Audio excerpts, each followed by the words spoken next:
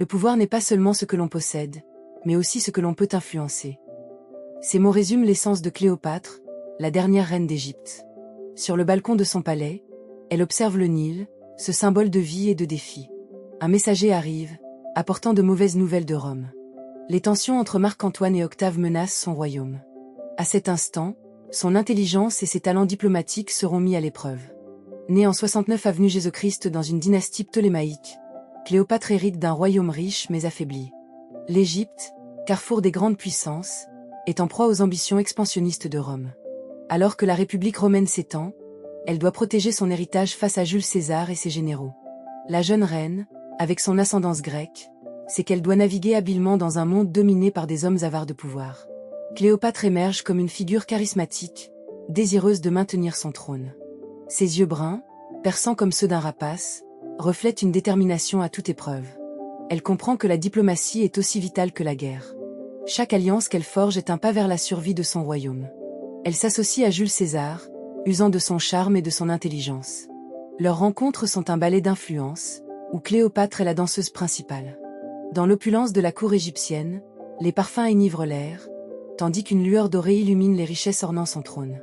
Chaque acte est un calcul minutieux pour assurer la survie de son peuple. Dans les banquets qu'elle organise, elle se montre stratégique, mettant en avant ses atouts non seulement en tant que reine, mais en tant que femme capable d'influencer les plus puissants. Cléopâtre sait que la politique est un jeu d'échecs, et chaque mouvement est nécessaire pour protéger son royaume. Elle prend soin de se vêtir de soie flottante, de l'orner de bijoux étincelants, chacun représentant la grandeur de l'Égypte. Dans ces moments de splendeur, elle ne se contente pas d'être une reine, elle devient une divinité vivante. Ses relations avec Marc-Antoine deviennent essentielles, unissant passion et ambition. Ensemble, ils rêvent d'un empire puissant, mais les forces politiques continuent de surgir. Cléopâtre démontre que la diplomatie peut être aussi redoutable qu'un champ de bataille. Chaque geste est un calcul pour assurer son royaume face aux adversités. C'est dans cette alliance qu'elle espère redresser le navire de son héritage royal. Marc-Antoine, captivé par son esprit, trouve en elle l'inspiration pour poursuivre des conquêtes qui augmenteraient leur pouvoir commun. Après la bataille de Pharsale en 48 avenue Jésus-Christ, où César triomphe de Pompée, sa survie dépend de sa beauté et de son intelligence politique. Elle se rend à César, non comme une supplicante, mais comme une souveraine résolue. Dans la nuit étoilée sur le Nil, elle glisse dans un tapis, marquant les esprits. Cette entrée dans la chambre de César est une déclaration de sa détermination, mêlant charme et diplomatie. Elle n'est pas simplement une femme séduisante, elle est une stratège, déterminée à récupérer son trône et à renforcer l'Égypte. César, ébloui par sa présence, lui accorde des territoires, renforçant son pouvoir et lui permettant de maintenir une certaine souveraineté. Elle fait entrer César dans le monde égyptien, le plongeant dans ses rituels. Elle l'emmène voir les pyramides, lui racontant les légendes des pharaons, créant un lien non seulement politique, mais émotionnel. Mais la rébellion de Ptolémée XIII demeure un risque. Cléopâtre sait qu'elle doit transformer ses adversaires en alliés. Elle utilise tout son talent pour apaiser les tensions au sein de sa famille, cherchant à stabiliser son pouvoir. Lorsque César est assassiné en 44 avenue Jésus-Christ, elle se tourne vers Marc-Antoine. Leur rencontre à Tarse, en 41 avenue Jésus-Christ, scelle une union de passion et de projets grandioses pour rétablir l'influence égyptienne. La scène est digne d'un tableau de maître, avec les voiles blanches flottant dans le vent et le soleil se levant derrière eux. Ensemble, ils façonnent une Égypte à son apogée, tout en contrecarrant les ambitions d'Octave, qui rêve de gloire.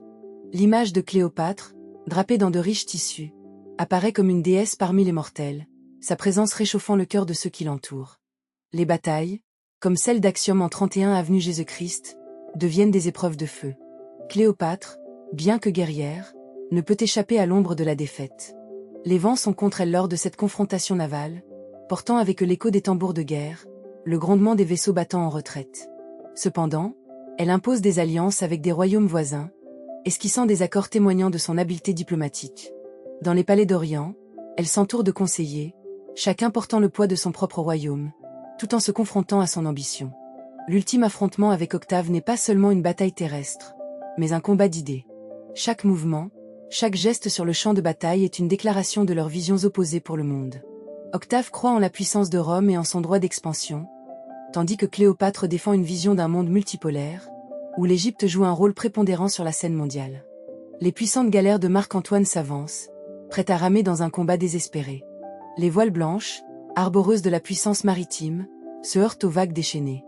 Les cris des marins résonnent dans l'air lourd de tension, tandis que l'odeur de la mer mêlée à celle de l'huile des lampes rappelle à tous l'imminence du combat.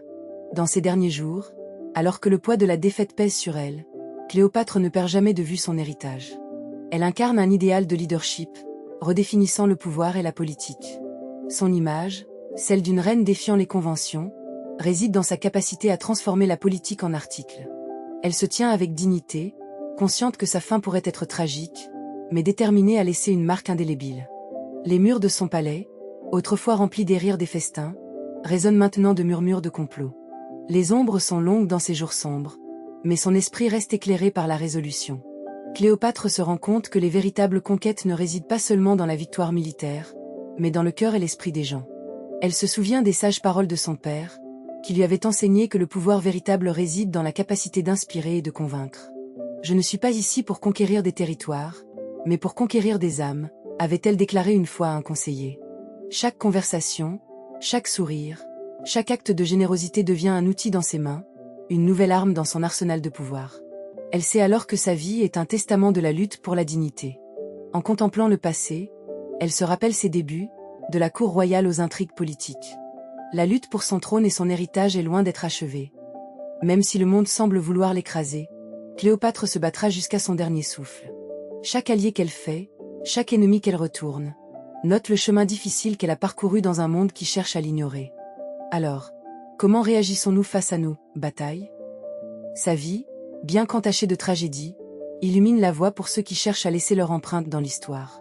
Dans son dernier souffle, elle est plus qu'une reine, elle est un symbole d'espoir et de résilience. Sa résistance face à l'adversité devient un symbole puissant, incitant chacun à se battre pour ce en quoi nous croyons. En réfléchissant à son héritage, nous découvrons les leçons de force, de détermination et de leadership éclairé qui perdurent.